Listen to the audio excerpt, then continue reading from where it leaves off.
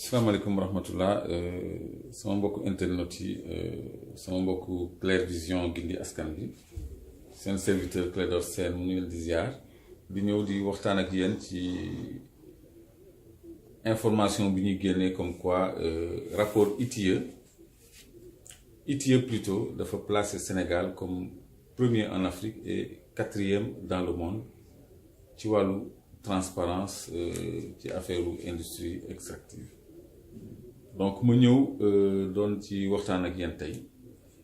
pour indi leen tuuti leeral rek ci lan mooy ITIE initiative pour la transparence dans les industries extractives benn campagne la woon boo xam ne waa Caritas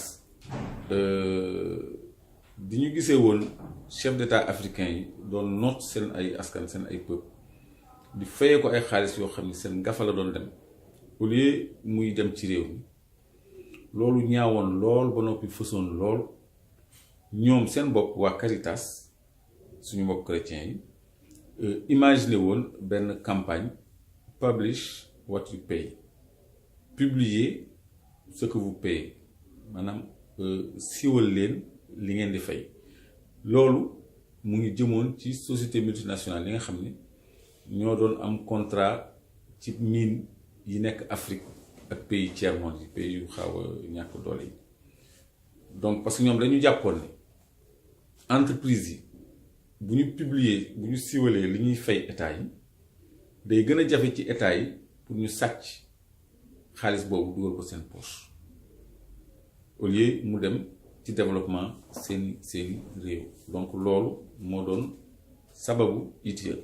donc campagne la woon publier ce que vous payez léegi bi campagne bi amee waa Nations Unies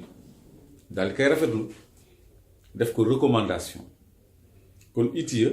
recommandation la pour état yi ñu adhéré ci parce que dañu ni moo gën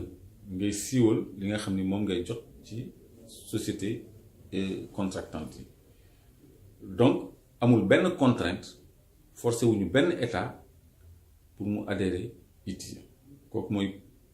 première précision bi léegi deuxième précision bi Sénégal dafa mës a bëgg nekk bon élève Banque mondiale FMI Nations Unies pour mën a bénéficier de tous les avantages qu'offre la coopération internationale léegi c'est à ce titre nag la adhéré tamit ci ITIE pour être classé parmi les bons élèves des Nations Unies parce que du leen coûter dara parce que en réalité tur bi sax dafa wuyoowul jëmm ji parce que mënuñu wax ni dafay promouvoir dëgg-dëgg transparence mais day tax mu gën a jafe ci nguur yi ñu luubal xaalisu askan bi parce que lu tax du gage de transparence forcément exemple ITIE Sénégal laa leen di jox ki ñu war a contrôler mooy le chef de l'État mi signé décret de concession yi approuvé contrat yi moom la ITIE war a contrôler léegi ki koy contrôler Ismaïla Madior Fall c'était son conseiller juridique moo koy fay léegi ndawal buur ñu ni moom mooy saytu buur loolu lu gage de transparence kooku muy benn ñaareel bi ki ko fa wuutu tey ji mooy ex-ministre des affaires étrangères Mankeur Ndiaye donc Mankeur Ndiaye léegi nee nañu moom mooy xool ndax président Macky Sall ak nguuram ñu ngi jubal am déet kon kooku bu notee Macky Sall note bu baax lay am léegi secrétariat général c'est-à-dire le secrétaire général ci organisation yu bëri secrétaire général bi moom mooy amee liggéey bi moom mooy faral di def liggéey bi léegi secrétariat général bi compagnie minière yi nga xam ne ñoom ñoo war a fay état bi ñoo koy occupé donc ñooñu ñooy principaux acteurs yi nga xam ne ñoom ñoo séq liggéey bi présidence président de la République Macky Sall moo koy nommé secrétariat général ci compagnie extractive yi lay bokk léegi loolu mais foog ñu am na bu baax léegi nag le ITIE di publier dañu war a xam lan la c'est-à-dire dañuy noter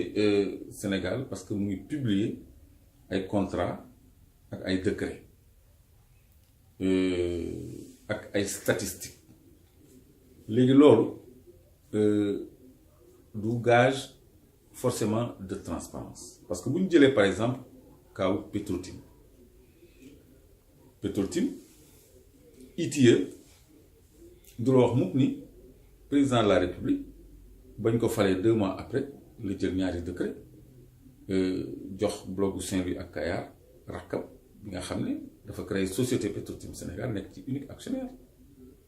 loolu du norme de transparence foofu am na lu fa war a lijjanti ITIE du la wax ñaata la Aliou Sall ak Franck Timis jaayee Cosmos Énergie 60% du la ko wax du la wax également ñaata la bërki Dembo Ndiaye Aliou Sall ak Franck Timis jaayee 30% yi leen dese woon British Petroleum ITIE du leen wax ñaata la Sénégal jot pour renoncer à son droit de préemption bi nga xamee ni Cosmos Énergie décidé na jaay 27,41% d'actifs à la British Petroleum parce que foofu droit de préemption mooy bu amee luy jaay Sénégal mooy prioritaire pour jënd mais bu Sénégal jëndul dafa am lu mu koy jural ci wàllu xaalis te ay milliards loolu ñaata la ak fu mu dugg yooyu ITIE du ko lijjanti ITIE li muy lijjanti mooy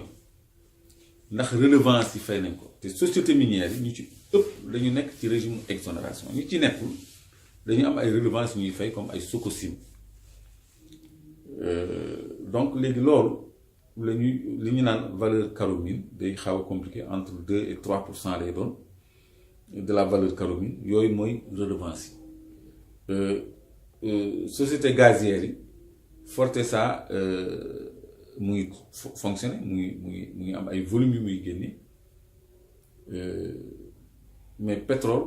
kenn xaymaagu ko donc loolu mooy standard yi nga xam ne moom la ñuy publier pour wane ni état du Sénégal mu ngi wàccoo ak standard de publication yi ko ITIE sas maanaam mu ngi def contrat yi ci site gouvernement bi mu ngi def décret yi ci site gouvernement bi donte du yëpp nag parce que ñaari décret lañu joxe Petro-Tim blogu Saint-Louis ak Kayar 2012 596 ak 2012 597 léegi bu ngeen duggee internet ci site gouvernement bi wala fu ngeen mënti dugg ku ma génneel décret 2012 596 man ma kaala la parce que dañ ko ci dindi kooku exemple bu leer la 2012 596 wóoruma sax ndax 96 ba 97 ban lañ ci dindi def naa bu Saint-Louis bi la ñu dindi mooy 96 bi bu ngeen ko tàppee dina leen renvoyer mais bu ngeen duggee not found la leen di def wala erreur 504 ou 404 quelque chose comme ça du ngeen ko am alors que un décret il doit être publié au journal officiel et partout où besoin sera donc dans le site du gouvernement décret 2012 596 mu ngi fii au passage internaute bu ko am na ko dugalaat Google na ko publier waat parce que rétention de documents yoo xam ne ñun dañ ci am droit à l'information donc bu ñu kenn wax ni ITIE gage de transparence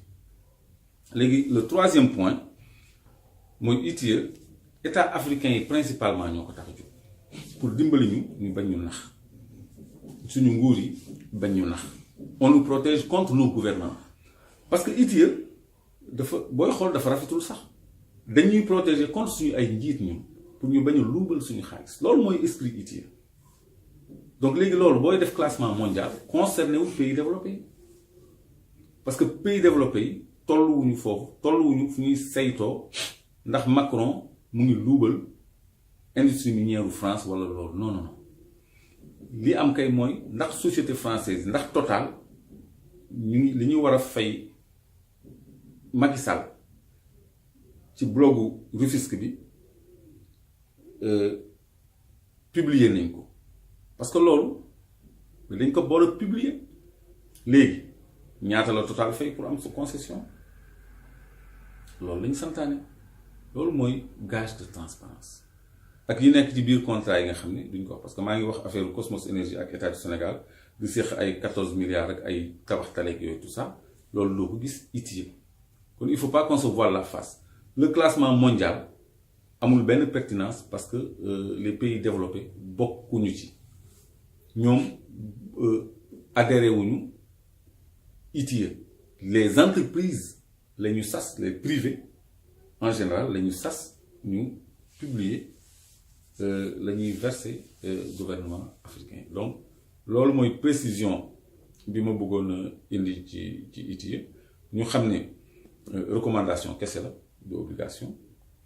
ay redevance lay collecté ak ay contrat ak ay décret ñuy publier te des fois mu am ñu ci téye comme 2012 596 bi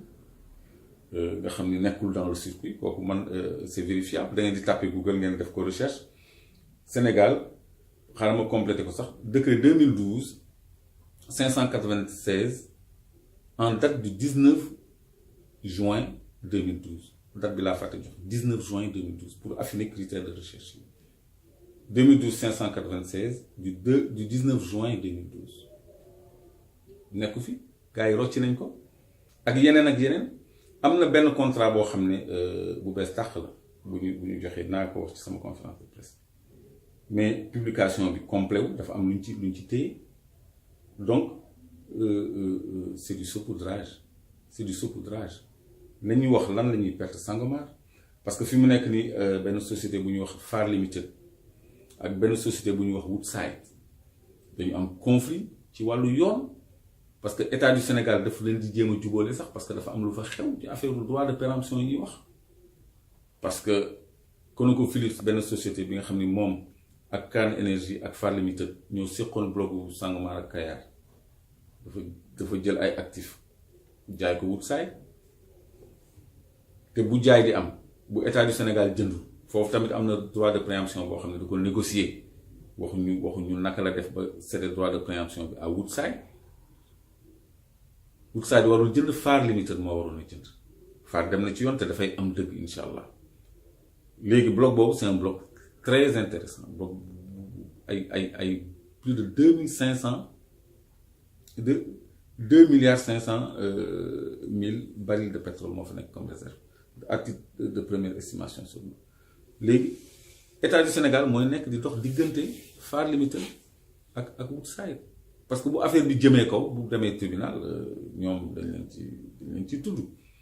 donc transparence amugul ci loolu te waxuñu ci or bi waxuñu ci zircon bi waxuñu ci yeneen bi donc c'est vrai que dinañu publier volume d'exportation yi mais man doon na ma gën a neex wala ñuy wax affaire yu ITIE ñu won ñu ci budget bi fan la ñuy mandargaal 10% yi ñuy am ci suñu koom-koom donc loolu moo doon leeral bi ma doon bëgg a apporter salaamaaleykum wa rahmatullahi taala wa barakatu